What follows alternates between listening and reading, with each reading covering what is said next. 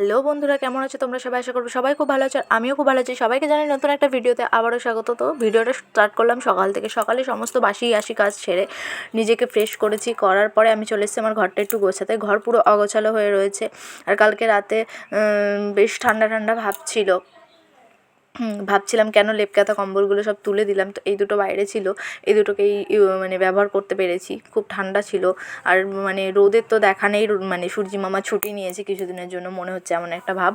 তো সূর্যি মামা ছুটি নিলে না নিজেকেও ছুটি নিতে মন চায়, কিন্তু আমাদের তো আর ছুটি নেওয়ার উপায় নেই, আমাদের কাজ করতেই হবে, বিশেষ করে ঘরের বউদের। তো যাই হোক, আমি এখানে ঘরদোরগুলো গুছিয়ে কাজকর্ম করে নিচ্ছি, তারপরে যেতে হবে রান্নার দিকে।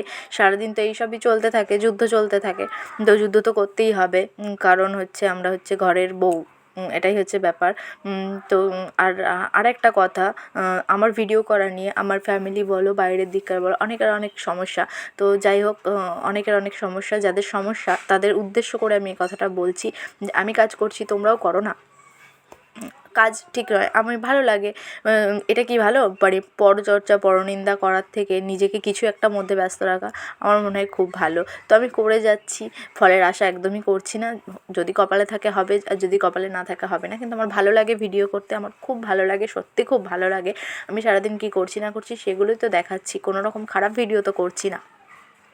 আমি সংসারের কাজও করছি, ভিডিও করছি। আমি যে কাজকর্ম বন্ধ করে দিয়ে শুধুমাত্র সংসারটাকে ডকে তুলে দিয়ে শুধুমাত্র আমি এগুলো করছি তাও তো না। যাই হোক, এখানে সমস্ত কিছু রান্নাবান্না করে নিচ্ছি, তারপর একেবারে ডাইরেক্ট চলে গেছি সন্ধ্যাবেলা। পুরো একা একা বসে আছি।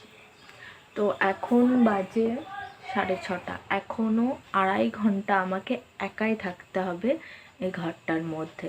তো একা একা থাকবো, ভালোও লাগছে না, কিছু খেতে মন চাইছে। তো অনেক দিন আমার গ্যাসের প্রবলেমের জন্য আমি দুধ চা খাই না, আর আমার ঘরে গুঁড়ো দুধটা আনাও বন্ধ করে দিয়েছে আমার বরমশাই, যেহেতু থাকলেই আমি খাই।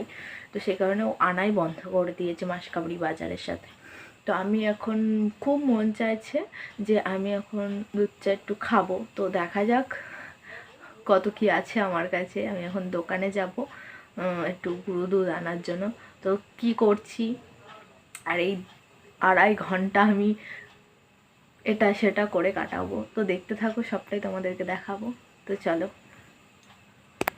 চলে গেছিলাম দোকানে, দোকান থেকে 10 টাকা দামের এক প্যাকেট দুধ নিয়ে চলে এসেছি আমি। তো আমার কাছে বেশিরভাগ সময় খুচরো টাকা থাকে না, খুচরো টাকা খুব কম থাকে। তো ছিল 10 টাকা, চলে এসেছি, দিয়ে চলে যাচ্ছি আমার রান্নার জায়গায়।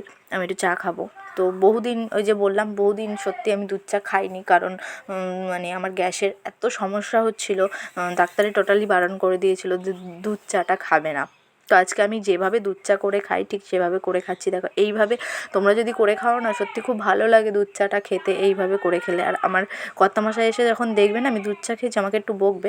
তো যাই হোক, অনেক দিন পর এটা একটু খেলে কিছু হয় না। একা একা বসে আছি, মাথাটাও বেশ ধরেছে, একটু কড়া করে দুধ চা খেলে বেশ মাথাটা ছেড়ে যাবে। তো যাই হোক, এখানে আমি দুধ চাটা করে নিচ্ছিলাম। আর আমার রান্নাঘরটা দেখে কেউ কিছু মনে করো না, একদমই মানে সাজানো গোছানো অনেক কিছু যে আছে তাও নয়। তো আমার সামর্থ্য অনুযায়ী যেটুকুনি আছে আমি এতে খুশি।